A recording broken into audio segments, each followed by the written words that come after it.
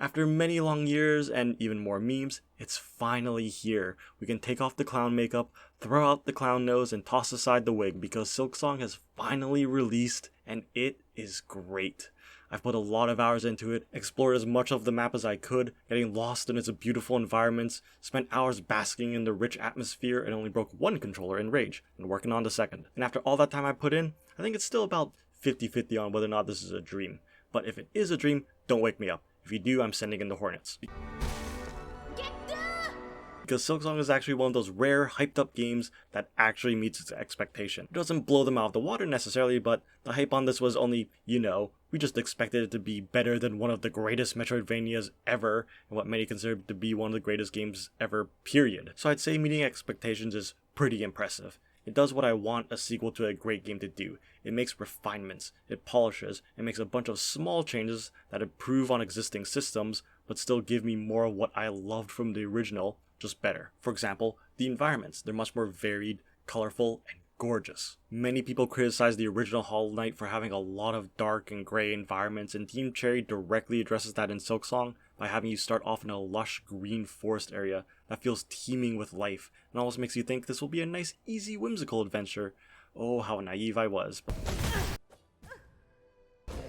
But more on that later. Silksong does its best to vary up its environments and get creative. From a lava-themed level that felt like you're in the middle of an active forge, and it brought with it unique mechanics like a burning floor that I could traverse so long as I kept jumping, and enemies wearing metal helmets that would negate any damage from above, to tunnels burrowed through mountains of bells and beautiful melancholic cities and cathedrals that felt right at home from a From Software game. And of course there are still those darker, grayer locations, but they feel more intentional, more atmospheric, tense, and foreboding because they have those brighter areas to contrast with. And no matter how different the areas were from each other, they all felt like one coherent, connected world, thanks to Team Cherry's penchant for grand, winding maps that make you lost but also somehow always loop back around to a place you already know. Like Hollow Knight, you don't have a map until you find the map maker, who can then sell you the map for that respective area you're in. Until then, you're kind of just running around in the dark, and that makes exploration all the more harrowing, that much easier to get lost in, and the more fun to discover things. And even when you get the map, it only shows you a small portion of that area. No matter what, you have to go off the beaten path, and even then you can only fill out the rest of the map if you've purchased the pen from the map maker and rest at a bench. So even if you get all the bells and whistles, the game is designed specifically for you to be truly and unequivocally lost for most of the game,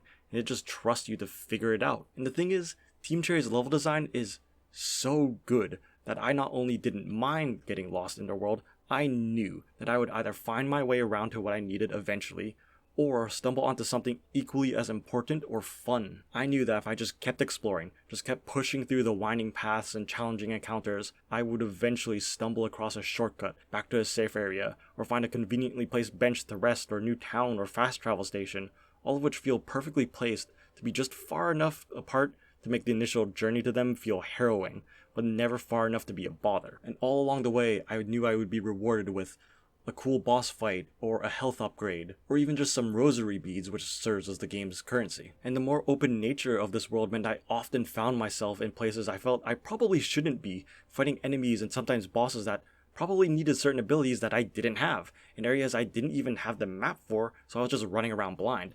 And I loved every second of it, because it creates stories. It's harrowing to explore a totally new area, but with no map.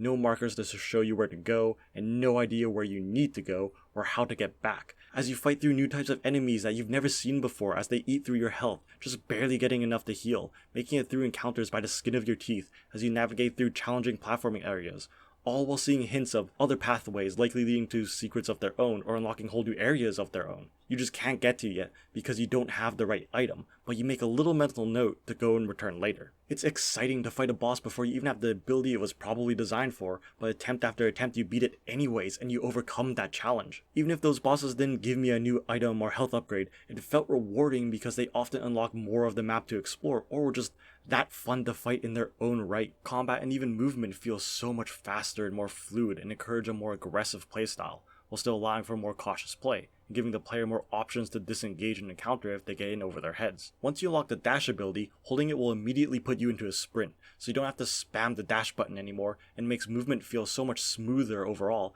and makes it easier to put distance between you and your enemies if you got hit, but also allows you to close the gap just as effectively. You even have a fairly long range dash attack, allowing you to sprint in, hit the enemy, and then dash out of the way in one seamless movement. And your down attack is now diagonal, so now your down attack sends you careening towards enemies and sends you bouncing off of them, priming you for another down attack. And if you do it right, you can just sort of pogo off the enemy back and forth in a satisfying combo. And that diagonal down attack changes up the platforming a lot. A lot of the environment requires you to pogo off of something, and the nature of it throwing you forward gives the whole thing a very go go go feeling. Like you gotta keep moving, use that momentum, because if you lose it, you'll likely miss the next platform or jump. And it does take a while to get used to. I'm not quite used to having to aim my platforming in that way, and that very fast momentum it gives you makes it difficult to kind of plan out your movement, so you have to react very quickly during platforming segments and be very precise on top of that. But like everything in Silksong, it's overcoming that challenge and climbing that mountain that makes it so much fun to do. It made those platforming sections feel as exciting as the boss fights in some cases, and in some of those cases they were just as tough. And combat is tough. You start the game with 5 health, which sounds like a decent amount, until you get to the bosses, because they often hit you for 2 damage. So for bosses, you really only have 3 health. Heck, some regular enemies hit for 2. The game loves to kick your ass. And you do have a heal, of course. Every time you hit an enemy, it generates silk, and once you have enough, you can regenerate for 3 HP, so long as you can get away and grab the precious few moments in a boss fight to charge it up. And you can increase your max health by 1 after collecting 4 mask pieces.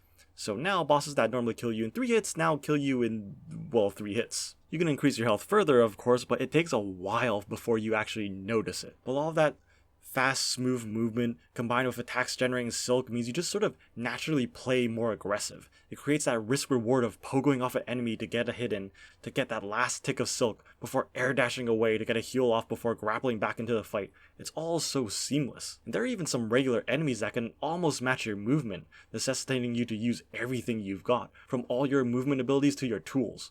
Tools are kind of a new thing that can do a bunch of stuff. They're like new weapons or gadgets that use shards which drop from enemies. And at first I didn't use them too much because my gamer brain kicked in and I didn't want to waste my shards, gotta save it for the boss fight. Not this boss fight though, surely there'll be a tougher one later on that'll need it even more. But eventually I did use them and they became a mainstay in tougher fights.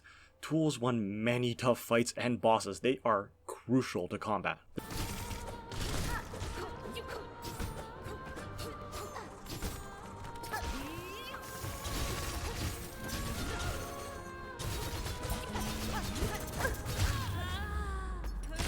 There's tons of them to mix and match. I like to use them as a sort of ranged attack, but there's ones that give your needle fire damage or boost your speed.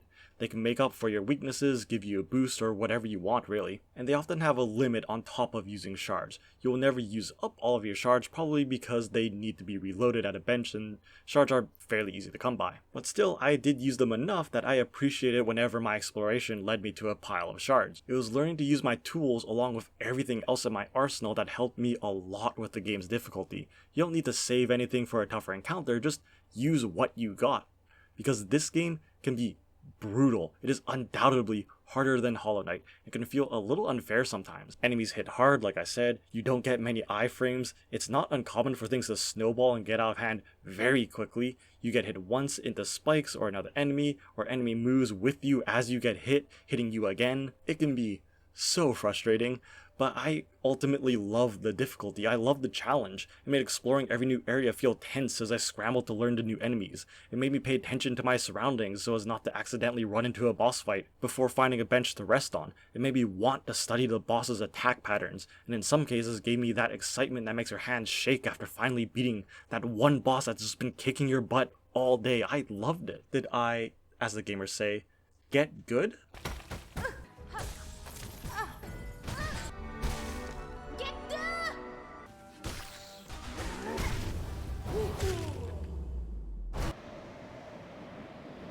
I did get good. Thanks, Harnett. Okay, but I'm not gonna do the whole like, oh, but you just need to get good thing, because that's gotten pretty toxic over the years. Instead, what I'll say is that if you're stuck, if you're just bashing your head against a boss fight and you just can't do it, instead, just leave.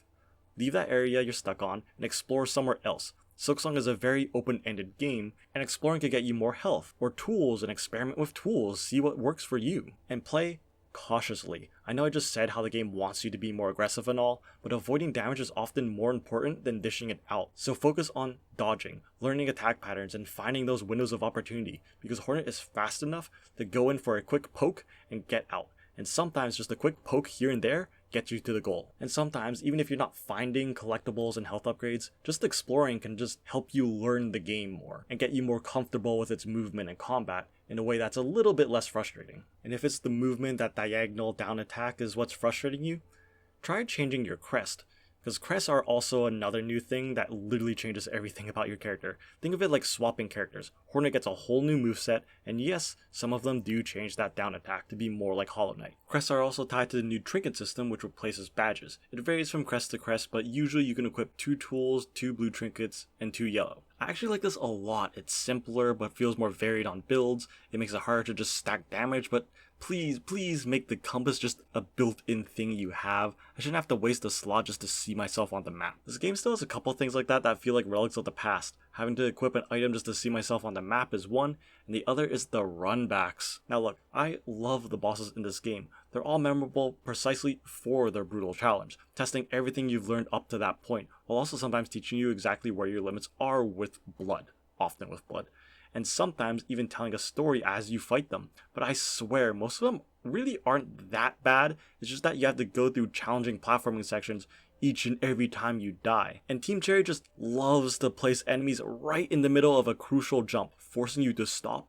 and deal with them every single time. That's the brutal part. You can't just run past everything. You have to stop and you have to deal with the enemies, making an already frustrating situation, getting your ass kicked by the bosses all the time, even more annoying, and making it feel like a waste of my time. I just want to get back to the boss so I can get my butt kicked again, so I can learn their attack patterns. So why do I have to do another difficult, time-consuming platforming section again? And that frustration is only exasperated when I die on the way to the boss and lose all of my rosary beads, because it has to have that mechanic where if you die you lose something. Which brings me to the game's economy. Geo has been replaced by rosary beads, which is already interesting because it immediately tells you a little bit about the game's setting and themes, but what's really interesting about them is I was scrounging for these things, especially early on in the game. They're used for pretty much the same thing as Geo and Hollow Knight. You use them to buy new tools and trinkets mostly, but more importantly, maps, and even to unlock fast travel stations and benches. So yeah, losing all of your beads to a run back of all things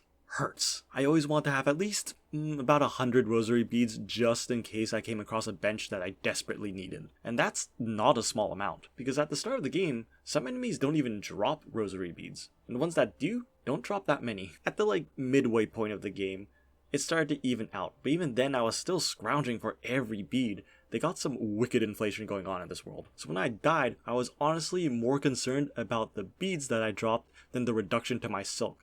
Beads always felt important. I always needed more. So when I went out of my way to uncover a hidden path only to find a bunch of beads there instead of a health upgrade or something, my reaction wasn't, more beads, like it was with Geo and Hollow Knight. It was more like, heck yeah, more beads. I was almost as excited for that as I was of finding a mask piece. Almost. Because even late into the game, I still needed beads to unlock cool new tools or trinkets, and sometimes to complete quests. Because Silksong now has a quest system, as sometimes you can find a quest board, or sometimes if you talk to NPCs they might have a job for you, and you have a menu now for quests. I kind of have mixed emotions on it, but overall I like it. On one hand, since it doesn't tell you who has a quest, it got me to just sort of go around and talk to everyone in the towns, and help me feel more connected to more of the smaller characters in this game and the world. And some of those quests got me to explore areas I wouldn't have otherwise. On the other hand, a lot of them were kind of just fetch questy. For example, there was one quest that wanted me to collect 25 of these spikes that dropped from a specific enemy. 25. That's a lot. Until I realized I didn't actually have to kill the enemy, it's the spikes that they shoot out. And it gets stuck to the walls and ceiling and stuff, and I just had to knock them out, and I could get 6 of them in one go. But there are a lot more interesting ones there too, like one where you have to track down this dangerous monster, and you do this by following its tracks, and following them until you find the thing and fight a little mini-boss. I like those a lot. It felt a little like Monster Hunter. But my favorite quests were always the ones that got me to talk to one of Silksong's weird little guys in the random extremely dangerous areas, and they ask you to do something like, get me 5 polyps or something, and you have no idea why or what they're going to do with it. It's that weird off-kilter, almost melancholic vibe a lot of those characters give off that had me interested in thinking, yeah, what is that weird witch lady going to do long after I finish their quest? It made the world feel a little bit more unique, more lived in. There are those weird characters mixed in with relatively normal ones. It made it feel like there was more going on in this world outside of Hornet's quest and would continue on well after the credits. And I noticed that a lot of these weirder characters that I was just stumbling upon on my journey, a lot of times the end of their quests would be on the quest board. And I found that really interesting, because a lot of games like this and Dark Souls and the original Hollow Knight technically have a lot of quests in them. You just may not notice it because a lot of times the quests or a part of the quest require you to be in a very specific place